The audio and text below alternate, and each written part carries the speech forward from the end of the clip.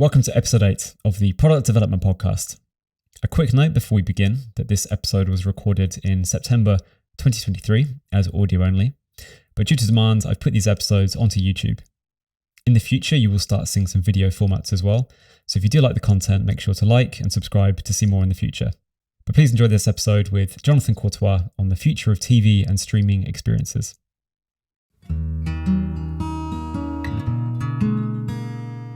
Welcome to the Product Development Podcast. I'm your host, Adam Wakeling, and in this episode I spoke with Jonathan Courtois, Senior Principal Engineer at Sky in the UK. Jonathan leads the development in C++ and Qt of the immersive UI experience of Entertainment OS, which is the operating system powering Sky Glass and Sky Stream. Jonathan is deeply passionate about software excellence and advocates for the seamless integration of CI/CD, or continuous integration, continuous delivery. He fervently believes in the cross-collaboration of product, UI/UX, and developer teams within agile frameworks. In this episode, we covered lots of ground, all the way from understanding what a great product and engineering relationship looks like, in particular from the senior principal engineer perspective. Then we dove into an example project of how typically Sky focuses on their product development lifecycle. And then finally, we had a chat around what the future might look like in terms of TV and streaming services. Before we start the episode, I'd just like to say many thanks for listening to this podcast. I'm hoping you find it extremely useful, this episode as well as the previous ones we've done. And if you do enjoy it, please do give it a follow on your preferred podcast platform and leave a review. It really helps grow the podcast, and it's great to see if people are finding value in it as well. And I hope you enjoy listening to this podcast with Jonathan. Jonathan, many thanks for joining the podcast. I really appreciate you joining us. Hi, Adam. Thank you very much for inviting me. In terms of your role at Sky, Senior Principal Engineer, maybe you can touch upon what exactly that role does in the sort of confines of Sky and what your journey looked like maybe in terms of how you got into that position. Probably start with the journey first. I've been a developer for quite some time. I started in the private business in 2010, so it's been 13 years now. And I always imagined myself that I will be probably a developer for some time, maybe 10, 15 years, and go to project management. But throughout my career, going from developers to senior developers and then principal, I discovered the individual contributor career path, which actually suited me better than traditional managers who has to do line management and manage people and project and stuff. So I looked into that path more and more. I've attended conferences. I communicated with other staff plus engineers following the same path. And I think I really find what I really like. So a senior principal engineer at Sky, it's someone that obviously has quite a lot of experience on projects that's been at Sky. I've been working on 2 big projects, the Sky Q and the Sky Glass, which have been successful project launch in UK and Europe, in Italy and Germany. And so having this overall vision of how do we build embedded TVs and set-top box, but also using cloud services to provide all the content and all the streaming content now on Sky Glass, that help drive the technical vision of the project and the program within our team. The team is currently 70 people for the UI. So I'm currently senior principal on the UI side. Obviously, the overall program is much bigger. I drive also best practices. So it could be coding standards, practices in terms of definition of dons, code reviews, and all you can have in the engineering side. There's also the side of the mentorship program as well, which is quite something that I like very much, is how do we support the other engineers, their own success, their own career path. Because I believe that it's not only about one person to grow, but it's about the whole team to get better at what they do and enjoy their work. So I'm really, really focused on the happiness and having people that like what they do and like to come at work. So the mentorship part is quite important. There's obviously an onboarding side. We have new joiners. There's turnover like any business. So we need to look at onboarding new people, training material, and things like that. So I will drive the vision of that. I will not necessarily do all the training, but I will drive some of the vision coming to that. And then there's the most interesting part, which is probably the future, right? The vision of technologies. What type of technology should we use now and in the next 2 to 5 years? And it's really interesting at the moment with all the generative AIs coming into the markets, new languages that are coming, where embedded platform have been using C++ for so many years, but now we have technology like Rust, WebAssembly, and all of this. That's quite interesting. And yeah, making sure that we always drive the technology side of the project in the right direction. So in the embedded platform, you can have a monolith. So like one big firmware that you send to a TV, or you can create separate microservices or micro front end into apps and all. So all of these try to keep my head around what are the best practices and how do we want to drive the technology side of the department forward. I think in a nutshell, that's it. There's a lot of small side tasks, like mostly recruitment, sometime interviews, collaborating with product and architectures. Even nowadays, I try to trust my principals to do that within their own teams, which I can expand it on a little bit more in the future. I think it's interesting because I think some of the things you touched on there remind me a bit of the product manager role, that kind of individual contributor, typically not doing a huge amount of line management, but really owning that vision or contributing to that vision of what things should look like. Obviously, I suppose your side maybe touching on the more technical aspects of that rather than the business side specifically. Is that fair to say? Yeah, so you're right by saying there's no line management. And I think that's important to kind of focus your time onto the vision. There's a strong alignment with the business direction, though. So the senior principal engineer and everything above is still part of the leadership team. So I work closely with product and the business, the program, the delivery program, and aligning, not necessarily aligning, but understanding the vision of our senior leadership will help to apply to the engineering the right tool and the right things we need to do. So how do you, I suppose, work with product well, fostering a great engineering and product relationship? Yeah, so for my role, it will be at very high level with our senior product. But for the day-to-day, for the teams that are working on the UI or on the TV in general, we decided to move to a cruise and squad model where we've aligned our engineers around crews that are specialized for a particular remit. So for the TV industry, it could be one crew is the discovery side. So you turn on the TV, you have to discover contents that you want to watch tonight. You might not know yet what you want to watch. Another crew might be the engage crew, which is how do you engage with your content. So once you choose the content you want to watch, you're going to play it in full screen. You're going to play, pause it. You might have adverts, etc., etc. So there's different crews like that. We analyzed that the best size and kind of remit we have, we'll end up with 7 crews. So that include voice, that include commerce, etc., etc. And within these crews, we have different squads. So squads are Scrum team within the crews that have their own Scrum as per the Agile Manifesto, like sprints, 2-week sprints, where they focus on something. And at this crew level, so a bit outside the squad, you have a mix of different role. Some product, principal engineers, so senior engineer people, engineering manager, people that do a bit more like project management and line management, and also delivery manager, people that kind of see the roadmap, the dependency between components on a TV like that. And that's where we're gonna foster like this kind of collaboration very early on.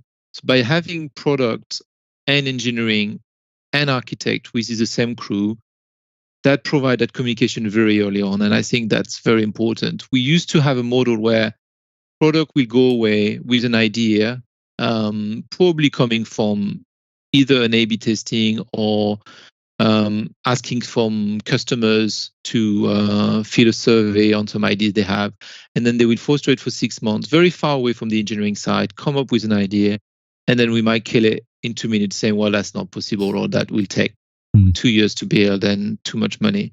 But now, by creating that communication very early on and bringing the innovation within the crew, that kind of foster this collaboration very early on. So in terms of the crews and squads, then is that just for the engineering team? Is product included in that? Do products work on different areas? So how does that all come together? Yeah, so the crews are mostly engineers, and the remit is aligned through how we see it in the product. So I was mentioning about the discovery, the engagement, the voice side. Product it is part of the crew, the UX and design as well. Where we see the difficulty sometimes is the alignment between the way the engineering department is structured versus how the product department is structured, especially in large organizations like Sky. And the challenge can be where there's actually gaps where the product department is organized in a certain fashion where, let's say, the remote control is under a certain product side of the department, but we've including it with our device, which is more like HDMI and power management and all of that. So for them, they're really different remits, but for us, they are the same. And that collaboration can be a bit difficult at times and create challenges in that collaboration. So alignment is key, right? We need to align as much as possible and then fill these gaps when needed. So we might have guests within the crews for the time being just to help on certain features, for example. So what other tactics would you do for improving alignment? So like I said, the crews are an engineering initiative, but we collaborated with all the departments to get them on board. It can't work if you don't have architect as part of the crews or product as part of the crew. So by involving them as early as possible and kind of aligning on this remit and keep aligning, not about aligning once and then saying, okay, this is the remit, this is the crews, and we go for, but having this constant alignment and questioning about are we going in the right directions kind of help us to refocus some of the remit and kind of address these challenges. And sometimes you only discover them when they come along, right? TV product is big. Not every quarter has the same priority, and sometimes it's until you find that new focus on the products that you're going to find, oh, there was a gap on one we did a couple of quarters ago, and maybe we need to realign. So yeah, the constant alignment is probably key in that case. Because of this really close collaboration, does that mean that the need of, I guess, more technical knowledge and skill sets in the product team is not as required because you're so closely connected? Is that fair to say?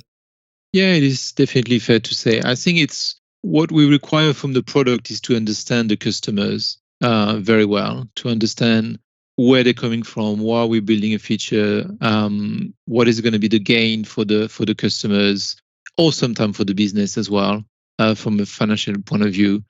So that's where the product really have a strong input.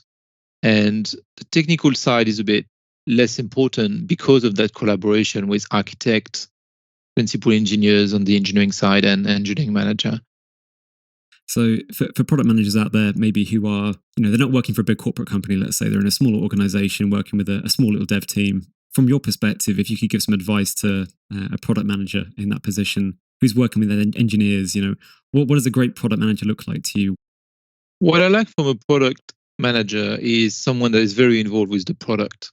I love when I ask a question and the first thing they do is, even on a call, since we work from home, is they just turn around, pick up the remote and play with the TV and say, oh yeah, you're right. Like that doesn't make sense, or in the contrary, that makes sense. So the more you involve with the product itself, I think the better you have an understanding of the engineering side when you have limitations during a collaboration on a problem, for example, or you understand your customer better as well.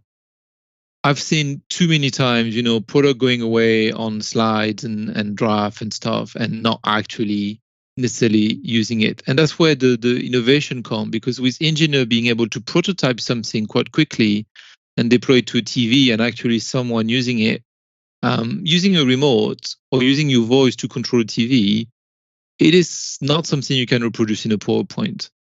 And having this engagement, especially in a startup, in a small company, of having this prototype, like POC engagement from product very early on, I think is key to be a good product manager. Beyond then, I suppose what you've talked about the configuration of the teams at Sky with the crews and the squads. Maybe you can guide us through a kind of example project you've worked on, what that looked like from the very beginning in terms of your input all the way to delivery, and maybe kind of iterations after that as well. Yeah, I mean, as a senior principal, I'm not involved directly into feature delivery anymore, but I can definitely run through projects that has been done quite recently. We had the introduction of profile for a playlist system in the TV. So when we launched Sky Glass in the UK, we decided to have a single key on the remote, a plus key that will add any content to your playlist. It could be a linear content, it could be VOD content, it could be app content. The good thing with the Sky TV is that it aggregates a lot of the content into one place, including Netflix, Disney Plus, etc. So that was this concept of playlist, that you can have content to watch later, to watch now, or next episode to be surfaced. But there was a big miss was the profile. Like not everyone in the family watch the same content and want to share that playlist. Family can be big and have very different viewing habits. So one of the crews have been working for quite some time, closely collaboration again with product and architecture about bringing that concept of profile to the crew. And I think that works quite well because it was obviously this one was a very UI oriented a feature where UX and UI, which I forgot earlier, is also part of the crew, had a very strong input on of how do you manage your profiles, how do you add content to your profiles very effectively. I mean, there's not many keys on a remote, right? So you need to be able to do it quickly. It always starts with product, right? It always starts with product, having the ideas or feeling the needs of our customers to be able to add things into different profiles. Then very quickly we involve architect, even before engineering, to kind of see, okay, we want to do that. The architect in that case will kind of see the bigger picture of all the systems that need to be involved, right? From cloud to middleware system as well. And then we bring the engineer in the discussion, right? The engineer will have an overview of what's needed to be done in all the components. So the UI components obviously is a big part of profile, but obviously there's also backend services that needs to be drafted. Once we have a good idea of what's our MVP, which is the first version we want to get out there, but good enough so our customers actually enjoy it and wants to use it. The program delivery team will kind of lay out the dependencies between all these layers. So you can start with building some of the UI against mock, so services that are mocked to fake services that are not yet delivered by the team. But ultimately, to have a good experience and to start trial, you need to have deliveries from the cloud services, the UI team, and potentially the middleware team. So that's the next step where we lay out the roadmap. You have an estimation of where things are going to be delivered by different team, and in that case, it was teams that were in different location. Some were in the US and some were in the UK, so different time zone as well, which is not always straightforward. Then the next step is the work with the iteration. So we work in a Scrum manner where we'll have sprint goals. We try to do something, let's say creating some profiles, making some quick hidden menus when you can create profiles before the pretty ones are available, get things into product and design hand quite quickly so they can, have a short feedback loop to be able to re-input in the backlog, every sprint or so. Then there is the deadlines coming, which is usually quite optimistic and hard to get. So the closer you get to the deadline, the closer you work on your MVP, what's really necessary, what we can ship that will be useful to the user without hurting our reputation. That's what we do for each feature. And once we achieve that, we start a bigger trial. So we're very lucky with Sky being a quite big company that our staff trials are quite significant. So we got good feedback loop. So we'll push a new build with the features that we're happy with on a Friday. Then people will use it on a weekend because that's where people watch TV the most. And then we'll get feedback on a Monday where the product will collect all the feedback from the staff trial and then feedback to the team probably on a Wednesday for sprint planning, etc. And that will be the iteration that we go through for a feature like that until we're happy enough, stakeholders are happy enough for it to be shipped in the next release. We use feature management capabilities so we can have this in trial without having it to customers. But then when we're happy with it, we just turn the feature on and deploy to the next customer release. So in terms of the MVP, I'm keen to understand, your process around trimming in particular. You mentioned, without hurting reputation, I think was the phrase you used. How do you come up with the minimum, essentially? What is the bare bones version in which is acceptable to the stakeholders, that is acceptable for launch? How does that work? Is that a very much an engineering-led process, or is that a product-led process? It's a product-led process, I will say, very much. The leadership of product usually have the last word of what they believe will hurt the brand if we were to go live with the features that's not finished. For the profiles, it was quite straightforward in a way that the MVP needed to be able to create a profile, add content to a profile, view the content of a profile, and potentially delete a profile and clean up the link between the content and the profile in some ways.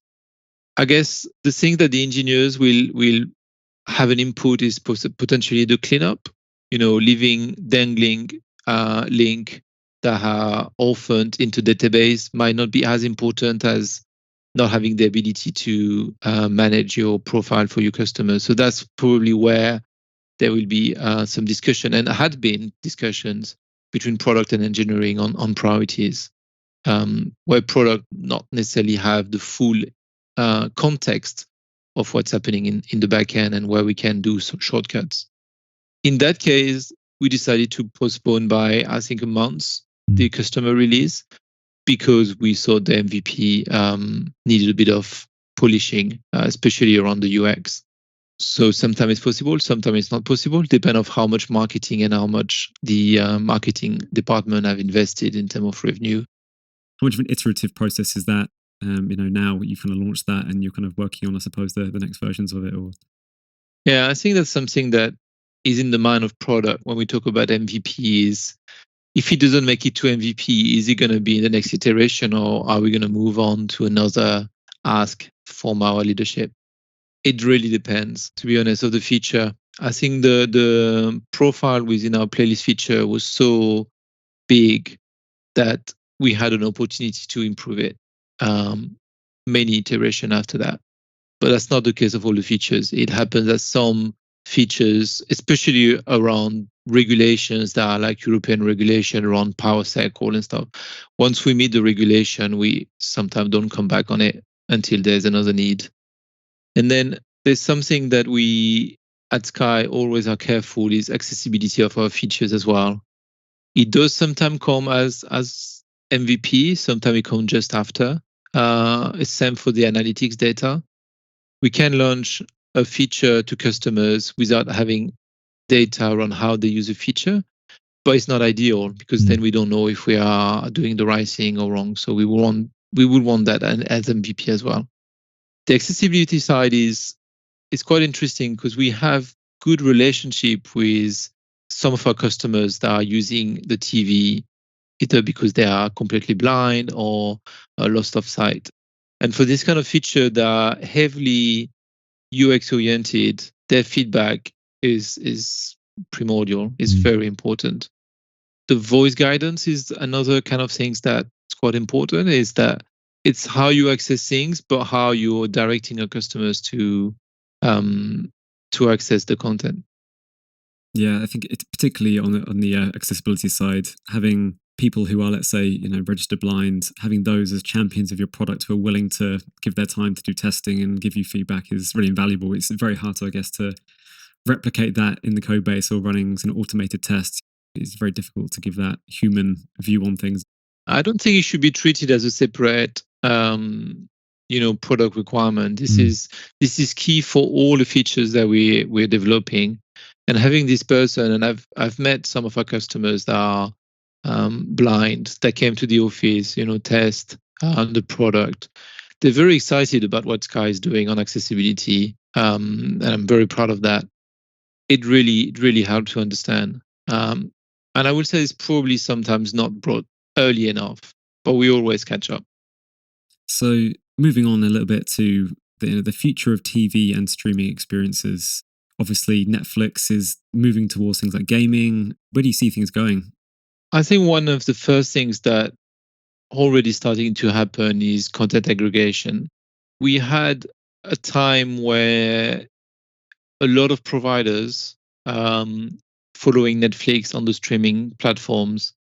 So to mention them, like Disney Plus, HBO, even BBC, have creating their own app, and it became quite hard for customers to find content because they might have different apps, and it's not enjoyable to kind of search one app at a time to kind of find if the movie that you heard about is actually available on Prime, on Netflix, or on Sky. So I think the content aggregation and maybe a convergence of this platform together will happen at some point. And I think that's what Sky has started. So on Sky Glass, when you search content, we now ingest the catalog of our partners and we aggregate all the content in one place, which is something that Sky is very good at. So that's one of them. I will hope to see more hybrid content, meaning more interaction with the content going forward. I know Netflix has been starting with that recently, where you can interact with the content, move from one part to another. But I think this is going to be developing more and more in the future. We can't forget that episode of Black Mirror. I don't know if you've seen the last season, where you have AI generated content. I think it will take some time, but I think eventually we could also see that coming to the television. That will obviously massively reduce the cost of building movies. And that means a lot of content will be created. That content might be closer to what you expect, to what to your need. They might be more niche than trying to touch a large public to kind of bring revenue. There's the social media part as well. Maybe the more interaction with your friends and your family. We know that the pandemic got us back more to staying at home, closer to our family, going back to basic values. If the future of TV can bring that all together, and that's what Sky tried to do with Sky Live, their new camera that you can put on top of your TV and you can watch content with your family, whether it's a football game or play Monopoly or anything like that. So kind of bringing family together, especially when they live quite far away. The last one, if I can add, is I think the phone, our smartphone, which is always with us, might take a bigger part of the interaction with the TV. We talked about profile before, but I would love to see in the future when I walk to the room and my TV can know which phone is in the room within 2 meters and say, I know is Jonathan that is in the room and I know that's what he wants to watch. I don't necessarily have to interact, selecting a profile, going there. I think phone interaction, which is now completely attached to our body almost, might take a place within the immersive experience that a TV can bring into a living room. Yeah. Yeah, so maybe we can dig into those into a little bit more detail then.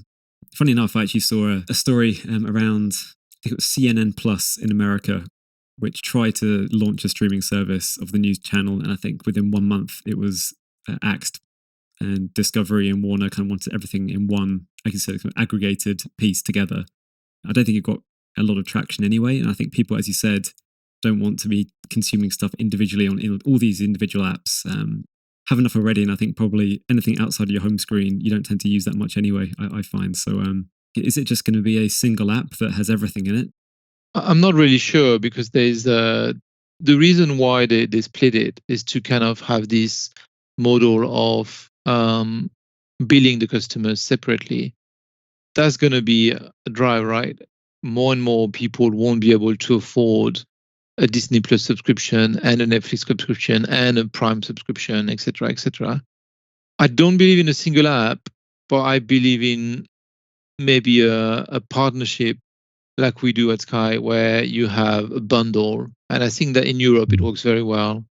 A bundle when you can include multiple things at a cheaper price. So you might not pay £7 or £8 for all your different subscription, but you pay 10 and you've got everything inside, like we have at Sky. So Sky Cinema, but also Netflix and Paramount Plus, all within a bundle, for example.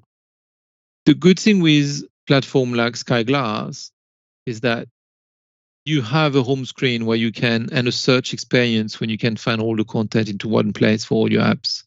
And that's not necessarily the case for operating system like on the LG TV, on the Samsung TV, where until you launch an app, it's a bit harder to find the content. So I would see more as the operating system aggregating all the app's content rather than one app to rule them all at this stage, or at least in the short term. But I know that in the US, they don't really believe in bundles. They're going more into the advert including into the apps, and the free to me model is more prominent, where it's free to you, but you know that you're going to have X number of adverts during that movie. And we see Prime doing it. I wouldn't be surprised Netflix or Disney Plus doing it in the US in the coming years. I think, yeah, but certainly from my experience, even just, I'm trying to search for a film and knowing I have to go to YouTube to check if they got it on there or Prime or Netflix, it is frustrating to try and find one movie and you have to search the same thing 3 or 4 times in different places to work out who has it, who doesn't have it, what's cheapest, where is it best to buy it or rent it, whatever else. So yeah, number 2 then, in the hybrid content interaction, maybe you can kind of explore that a bit more. What do you see that? What's your vision in terms of how that might function? What are the art of the possible in that sense?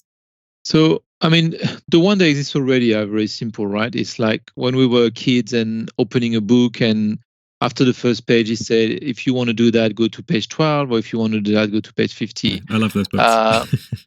Yeah, I loved it as well when I was a kid. And I think Netflix already starting this kind of interaction, but that's really a basic first step of this. I think the interaction will come with a virtual reality or augmented reality very soon. As soon as these kind of devices become cheaper, more accessible with more content, I think that's where the real interaction is going to come into the living room, where you might have, I don't know, a drama or crime movie, and then you have clues that appear into your own room in some ways, and then you interact with finding them and then continue the story. That's the kind of things I would like to see, and I would be quite interested. But yeah, it's really a political and guess at this stage for me. On the AI generated content side of things, obviously this is just emerging. The whole ChatGPT world and kind of Midjourney and all this stuff is all exciting at the moment. Everyone's kind of using it and seeing what the art of the possible is. It is still a bit clunky, I think. Particularly, you're seeing trailers out there for movies which are all AI generated, which are quite impressive for what they are, but they're kind of lacking quite a lot at the moment. So, what do you think it will get to a point where it will be extremely difficult to distinguish AAA movie compared to an AI generated piece of content? What are your thoughts there? It's hard to know. I see where AI will take an important place if we can succeed to generate a different movie based on our customer. So basically, us being able to provide some input of what we want to see, and then AI will kind of fulfill that requirement. Let's say I want to watch an action movie, and I love when there's submarines, and I love when, let's say, the Russian win at the end, and then just AI will just generate a movie for me. It will take a long time, but I really hope this kind of entertainment can happen within my lifetime. Yeah, I think that would be quite cool. To your question about not being able to distinguish between a full team of directors and producers creating a movie versus AI generated, yeah, it might happen, but I think again it will take many years to get there. Yeah, it makes me think that there's a world where suddenly the viewer will become the storyteller a little bit, and I guess it's up to your imagination of how good that story will be. It could be a terrible story, but if you're the one in control of it, I guess, yeah. So if you haven't watched this episode, it's called Joanne is Awful. from Black Mirror last season. It's just a single episode. It's quite interesting to watch on AI generative content. So on the social media side, then you mentioned around the friends and family, and again, I think that's kind of Mark Zuckerberg saying a lot of the stuff at the moment is around business, but it's about connecting people, isn't it? And particularly people who are not in the same house or even city or even country potentially. So, what do you envision there? What does that look like to you? I think we've done a first step into that word, and maybe Facebook were one of the precursor when they had this Facebook portal. So this kind of camera bar that you can install in your living room, and you can basically walk into the room and see your family. I think we will come to a stage where you will be able to interact with your family, maybe just with your phone or with your camera on the phone and stuff like that, not necessarily having to buy separate hardware and then share content in the living room. How far we're going to go? I mean, it really depends which technology is going to come accessible for viewers, right? I mean, at the moment, we all have a smartphone. So I will say that the smartphone might play a bigger part. And like I said before, a bigger interaction with the big screen in the living room. I think buying a separate camera in your living room, it's a luxury at the moment, and it's also a privacy concern for a lot of people. I think the perception of having an open camera in your living room scares people more. Even technically, you can be spied on with your phone the same way, but it's just that lens that you see always open in your living room kind of stop some of the people. So I think that will take some time, and also the price associated to it. But like I said before, with AR and VR getting more accessible, that can be another way to kind of bring people together. So, in terms of traditional TV, then, where does that fit into the future? Obviously, you very much focus on streaming and streaming services, but the kind of traditional media, the traditional television channel, is that going to be, do you think, a thing of the past? Take 10 years' time? Yeah, I would think so for different reasons, right? The cost of the infrastructure is one. I think the countries are investing more in developing, for example, optic fiber in the UK or 5G in other countries. That will kind of enable people to do better streamings, better streaming quality. So that will definitely be a blow for the old infrastructure, right? Like the cable infrastructure in the US. But there's also a change of viewing habits. Like if you look at young people, how they consume content, you don't have to turn on the TV before 8 p.m. to make sure you don't miss the beginning of the movie of the evening. Now it's all on demand. And that's definitely a viewing habit that's going to affect a lot the viewing content in the next 10 years. So yeah, I would say these channels will lose in popularity over time, and with our population changing and younger people being more the main viewers of the living room, yeah, I think that will change. Maybe not 10 years, but in the next 20, 30 years, yeah. I mean, the question is where that advertising goes as well. I think that's another interesting thing. There's this big, a lot of it is hugely funded by the advertising industry in particular. So, where that money goes is kind of an interesting one. Does it all just go to the streaming services? Is it going to be redistributed? Is it going to be what's that going to look like? I don't know. I mean, on the other side of things, I suppose the threat to the larger organizations that are streaming, you've got individual content creators on YouTube who are, for the most part, creating really high quality, good production level content. So, how do the big players like Sky and other people like that compete with very niche but high quality individual content created, which is all free to access on YouTube or other emerging video sites? Yeah, I think you touched good points here. Like you say, where the money is going to go, it can go into this individual content creators, and it goes for some of them. The fact that you said it's niche, that's why it works, right? It's because it's niche, it's more customized. There's a bigger direct communication between a content creator and a fan, which you don't have with an actor in a movie or a football player into a linear channel. So that's why people really like to engage, right? This engagement with the content, the ability to comment and post. And I think that's where there's a big challenge for the big screen in the living room is we said, okay, maybe our parents or grandparents were watching linear TV. We in our 30s, 40s watch VOD content, but if we look at younger generation, maybe people that are 15 now that actually watch their mobile and Instagram and TikTok, how do we make sure that this not going to overcome the TV, and how we can make a blend or mix between what you have on the mobile phone to the big screen? I think there will have to be some kind of partnership.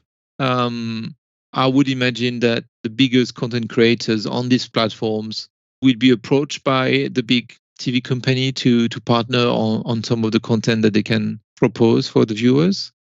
That's definitely one way to go forward. I think there's definitely a threat, and the big players should definitely not ignore that and try to kind of mix the two technology together as soon as possible. Yeah.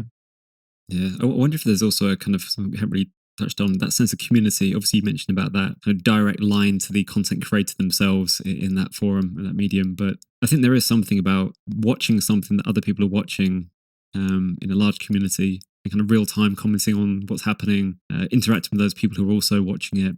And I wonder if there's going to be sort of a merge of where TV and streaming is now to kind of embrace more that, I suppose, Twitch kind of style of doing things where people can comment, you can engage live chat, kind of like YouTube when they do premieres and that sort of stuff. So yeah, I think if you want to have people looking up from their mobile phone to their TV, you need to provide what they're seeing on their phone, at least as an overlay into what the content they're watching. So yeah, I think at Sky, that's the kind of thing to explore, right? How can you, not having your heads down into a WhatsApp group, talking with your friend about something you're watching, how can you get both together, right? So having a video and seeing live reactions, like we have with Cav Live, is a good first step. But then there's not, that interaction that you have with the phone. So yeah, I would definitely say if we are hoping for a viewer to put their phone down for an hour and a half and enjoy TV, I think that some of the experience they have on the phone will have to come to the big screen and share that with others. Yeah, definitely. So in terms of all those things you mentioned, what are you particularly excited by? Yeah, the augmented reality is a technology that have been fascinating me for quite some time.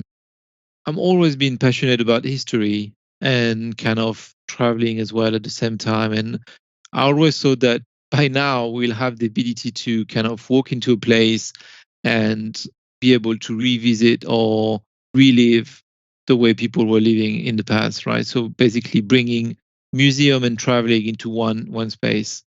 That hasn't happened yet, but I hope that will, because of the pandemic and what happened recently, we'll have the ability to bring this into the living room maybe sooner than later. So having this interactive program, it doesn't have to be historical, right? That's something I particularly like. But I talk about drama, crime, and all of this.